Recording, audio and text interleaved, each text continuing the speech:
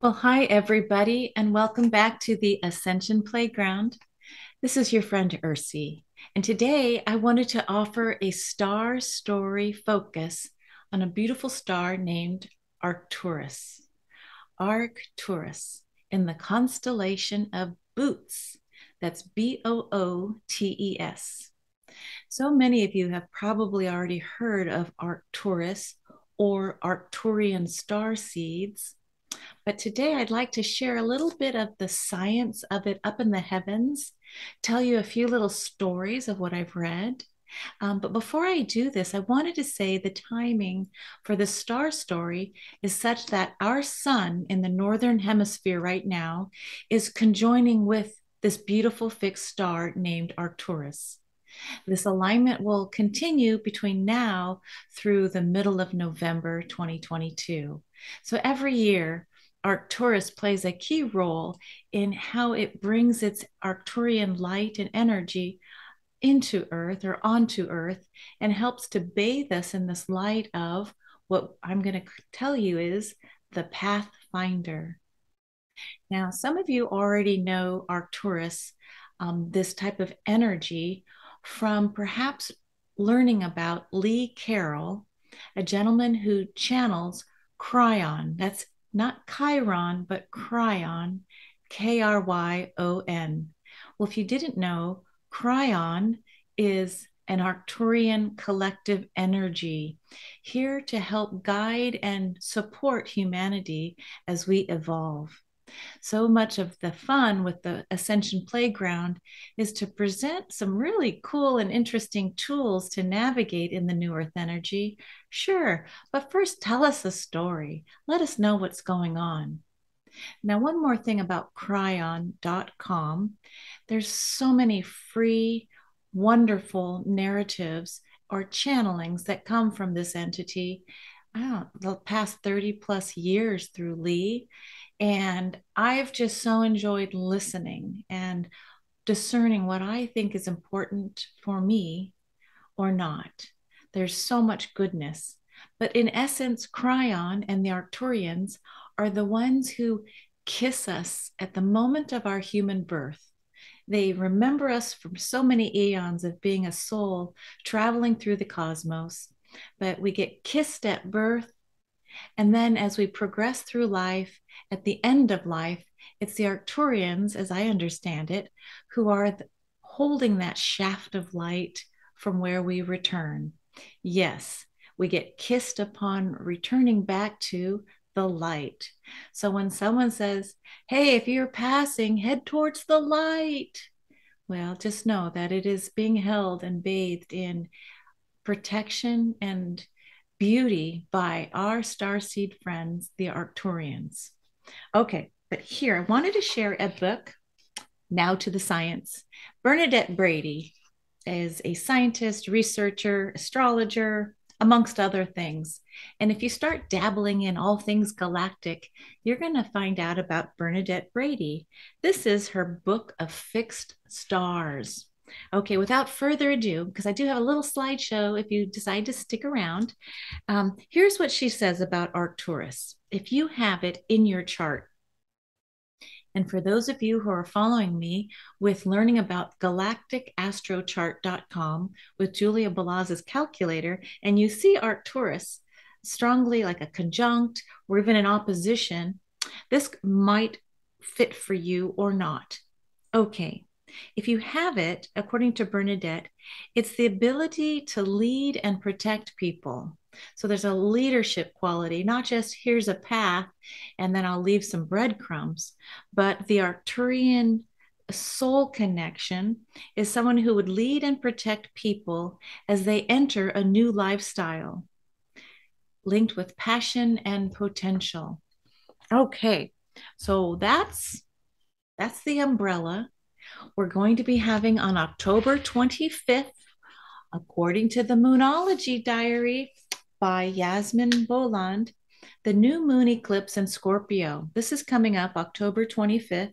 And for we who are on the West Coast, California, it's October 25th at 3:48. Okay, so, and she gives so much information. But while we're going through this amazing scorpionic eclipse, we're going to have that portal of light from Arcturus bathing us. All right, so let me see if I can screen share. Okay, welcome back. So I'm still learning how to toggle with some of the technology, but I'm having fun. Okay, so on the Ascension Playground, yes, let's play. Let's hear a star story today about Arcturus because I'm so excited. As I feel inspired, I'd like to share more star stories with you here on the playground. All right, so let's see the next slide, please. Arcturus, another name for this beautiful star, which we see up here, is Alpha Bootes, the Pathfinder. One, two.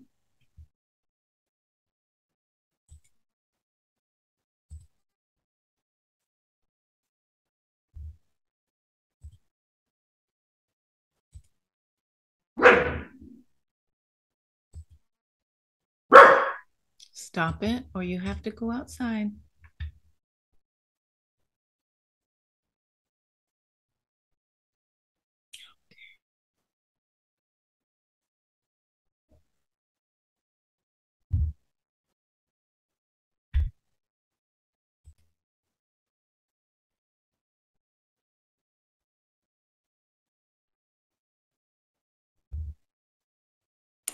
Okay, everybody, here I am. So let's play. Let's today learn a little bit more about Arcturus.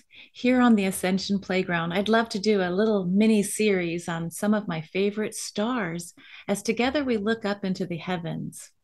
Why? Well, if you're like me, there's this pivotal point where we're starting to understand there is more of a galactic consciousness coming into the field. So we can no longer stay in our earthbound polarity, fighting one another kind of consciousness. You know, we're moving from Piscean, which is can be very victim oriented, you know, savior, victim, martyrdom. And we're moving more towards the Aquarian light, which is about working together in groups. So, understanding how the galactic and our star families can help support us on our journey is key. I'm a big believer in this idea that we are all together waking up and remembering that we truly began from the stars and that our star families are so ready and happy to meet us and support us as we journey and evolve, hopefully. Okay, so here's the next slide. Arcturus. Here's, first of all, a picture of the beautiful star. It's also known as Alpha Bootes because it's the alpha star within the constellation of Bootes. So whoever's biggest and brightest is typically called Alpha. There are some rule breakers, but that's typically what it means, Alpha Bootes or Arcturus. So there are many stars in the constellation Bootes, but today we're focusing on just this one. Now, Arcturus. You know, I can almost see my name spelt in there. URSU. Just need an L because there's an A. This star is often called the Pathfinder. And so part of today's story is to focus on, well, what did it mean to the ancients, this particular star?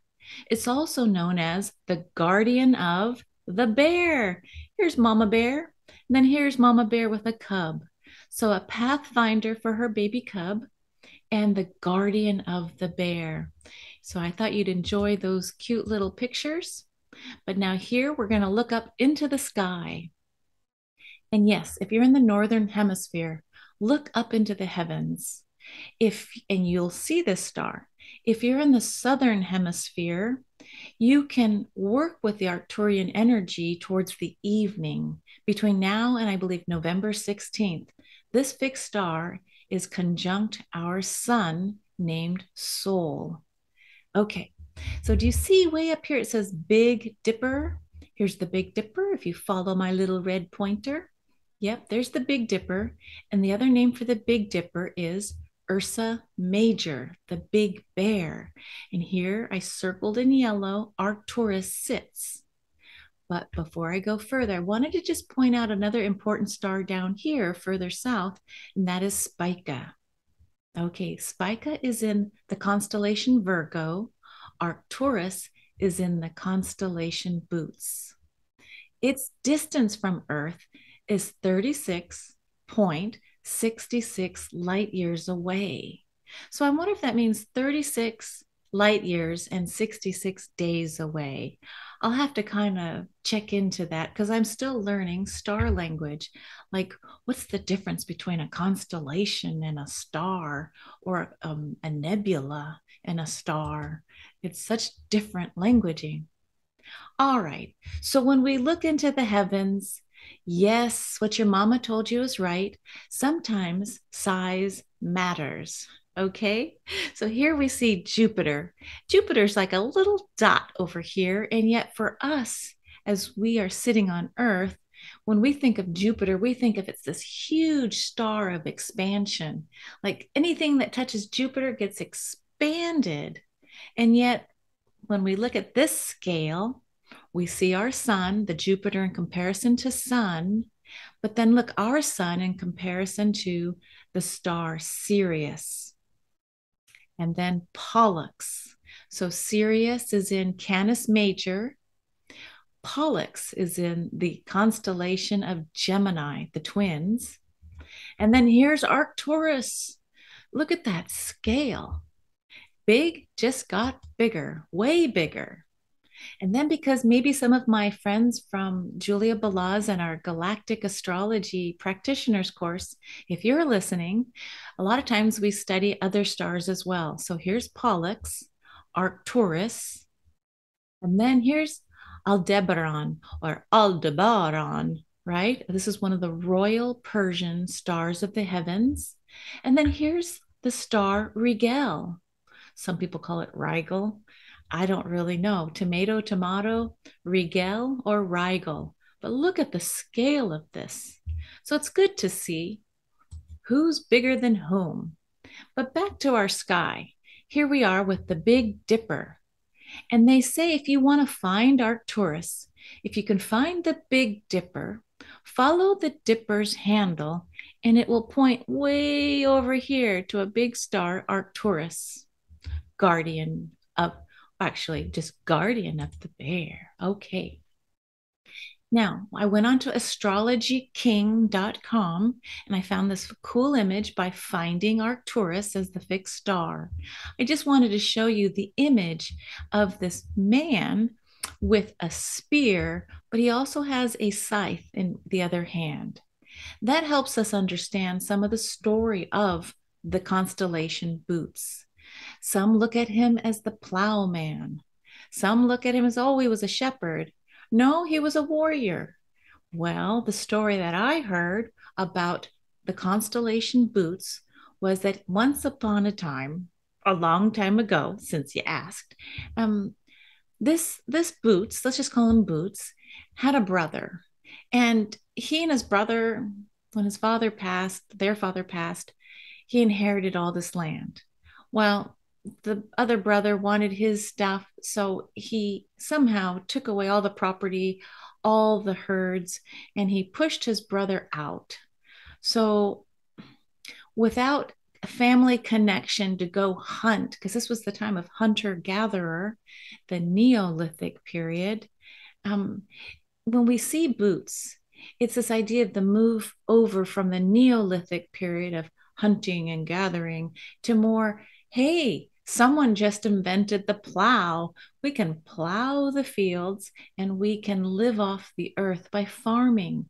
So moving more towards agriculture.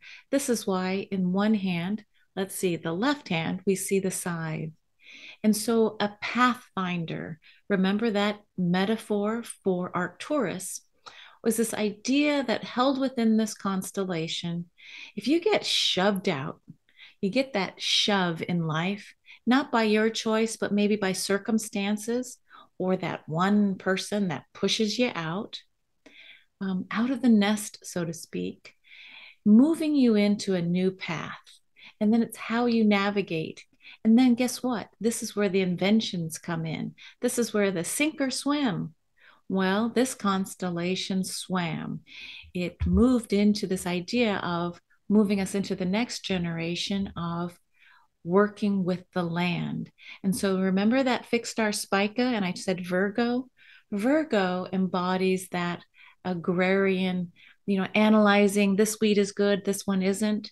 So there's this move in the heavens now, the celestial heavens, and the metaphors of the star stories who are now looking at the time where man became more independent by learning how to farm and live off the earth instead of being a hunter where you actually needed a group of people. If Bootes was pushed out by his brother, he didn't have other people to go hunt with. So he was forced to find another way to survive. Here, when you look at Urania's mirror, this is a group of drawings that when you look in the heavens, these are some of the older pictures that help tell the story. Okay, so I've circled in green. Here's where Arcturus is on basically the left leg of within Bootes. Here we see him holding the leashes for two dogs. No, it's not, the Canis Major and Canis Minor. There's more dogs in the heaven than you can imagine.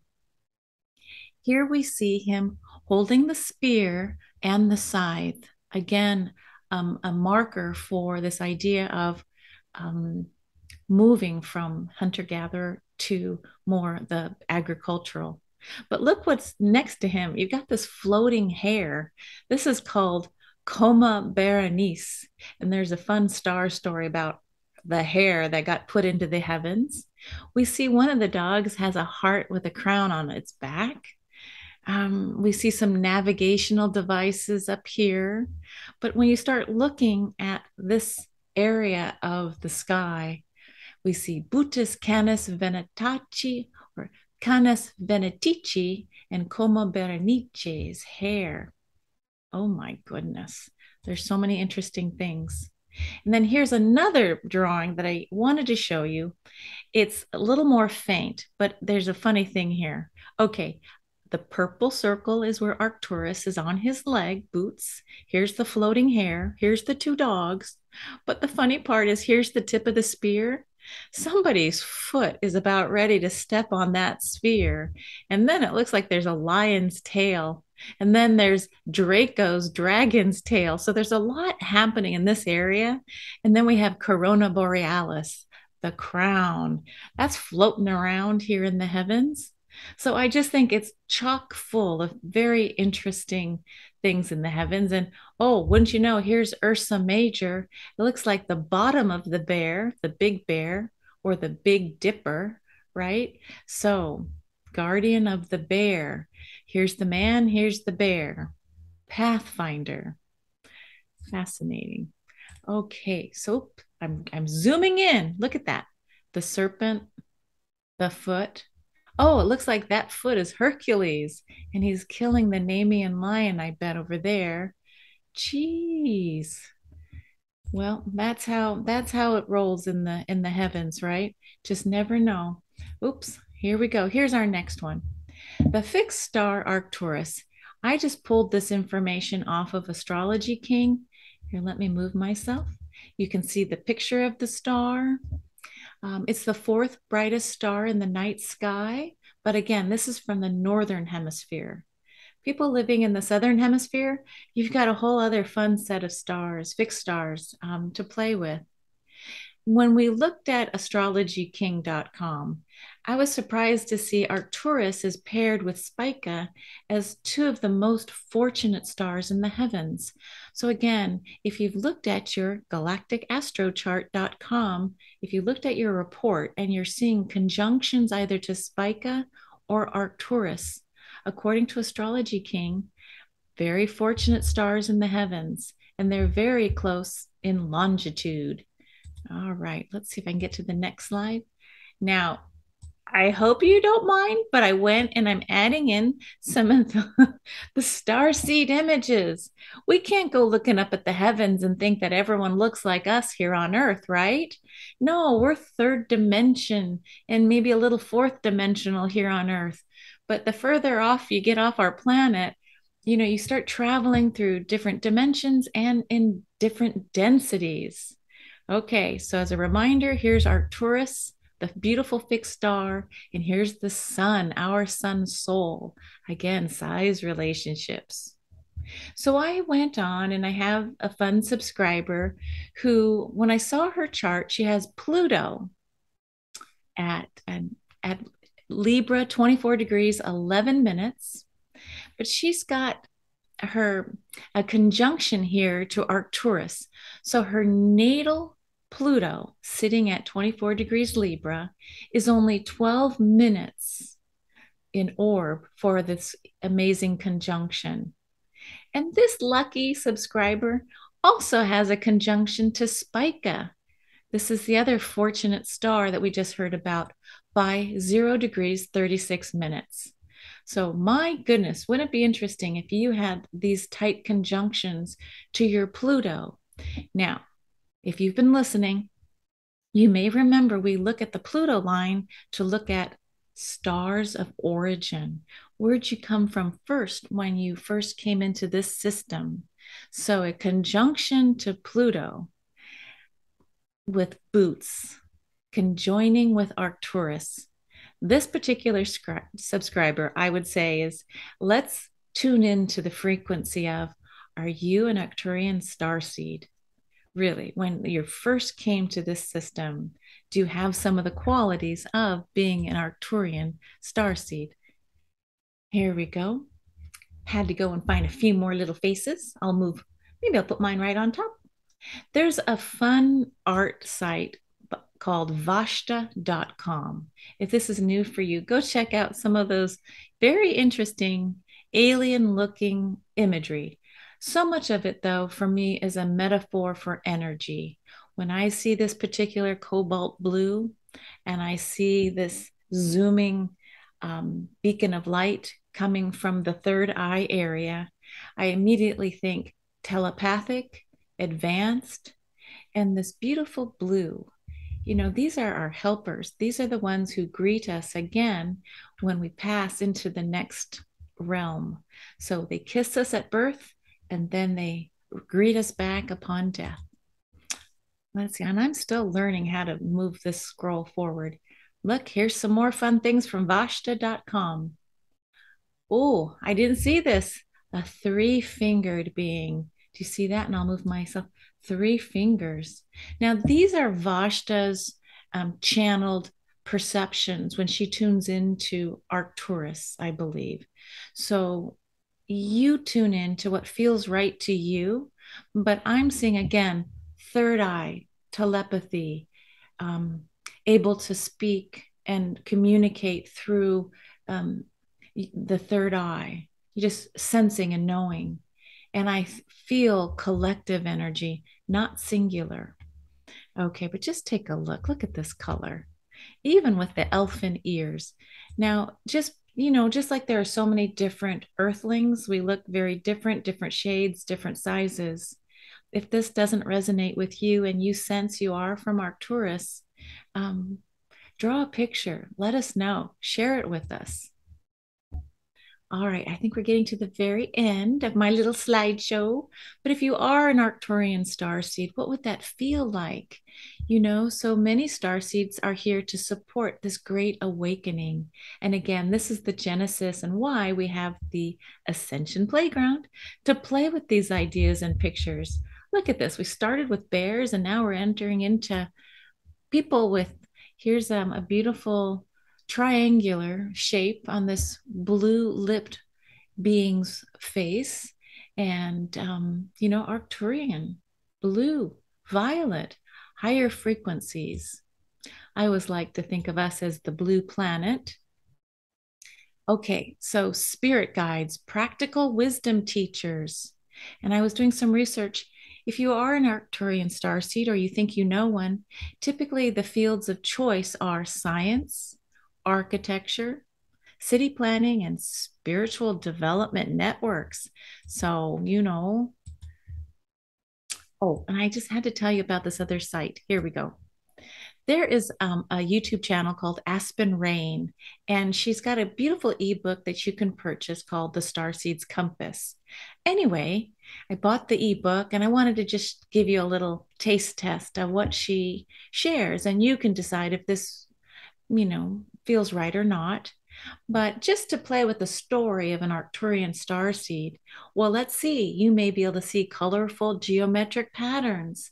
The geometries, the particular matrices have a resonant frequency and sound. So I imagine it's a way to identify, but also sing and communicate through vibration. Let's see, connection to ley lines, ancient civilizations. Some of this you could say, well, I'm not Arcturian, I'm a Syrian, and I also relate to the mathematics. So it's not singular, but there's a high likelihood that if you are carrying the Arcturian energy as a motif, that maybe you'll be moved more towards, let's see, being a gifted musician, asking those deep philosophical questions. Are you good at planning and organizing? Oh, and they hold their opinions strongly. Oh, I think I might know a few other Arcturians. Okay, I'm going to move myself here. I always like to end with this idea of thank you, Julia Balaz, who's based in Ireland, helping bring forward that calculator that helps us understand, okay, I don't have to do much more than put my information in of my birth date, that cosmic birth moment that gave us our particular energetic wardrobe.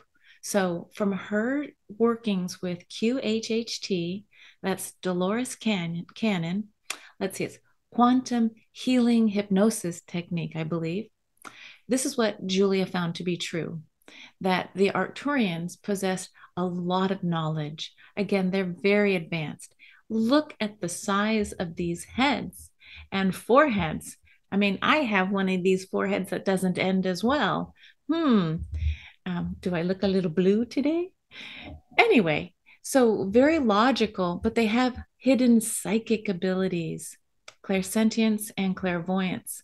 I'm getting the sense that it's really important if you're Arcturian to call in your team either psychically or find your other group of other Earth-based Arcturians, because there's this synergy that happens when you get away from the singular and move towards a small group. So let's see, what else did Julia say? Many star seeds from Arcturus are incarnating right now. Why? To restore the balance and harmony of Earth as we go, all of us move into the next level. So the collective guides of the Arcturians are calling us towards our highest potential. Thank you, Julia Balaz. Well, that was a lot. So let me summarize. October 25th, which is only a couple days from now, we're going to have an incredible eclipse in Scorpio. And Scorpio is definitely connected to Pluto. And the subscriber who I just shared, her Pluto is conjunct Arcturus. You're going to be able to get, if you choose this, go in and meditate. You'll be supercharged, superpowers. So find out what you want to focus on. What do you want to meditate? And as we remember, Arcturus is the pathfinder into the new terrain. I'm getting a sense it's all going to be about looking up and moving way more into the galactic consciousness. So the new paths outward, but not losing our grounding here on Earth, because it is about embodying this ascension. So we went from the bears, we went to remembering about how Arcturus is a representative of this time change from the Neolithic to the Paleolithic, to moving into agrarian. I can survive by growing my own food. But today it might be, are you finding a path to support the greater collective. It's not just about you and your family and your personal friends, but it's a bigger calling. Are you going to guide us into a greater awareness? Will you be the one, let's say, to discover something that will help everybody? Well, I just love the star stories. I know I went a little deeper on this one only because the Arcturian family and energy is so intriguing to me. I'm going to give another shout out to cryon.com. Again, Lee Carroll. He gives so much away for free. And even some of the older recordings of their channelings are still vibrating with accuracy today in the field. Anyway, it's been fun. I'm going to go put on my calendar October 25th for the eclipse. This is a pivotal time as we start thinking about, again, it's not just Mercury retrograde or tracking the certain phases of the moon, but it's looking galactically at putting the stars back into your natal astrology as well. If you have any questions about how to get your free report, let me know in the chat, but do check out galacticastrochart.com. Okay, see everybody next time on the Ascension Playground. Bye for now.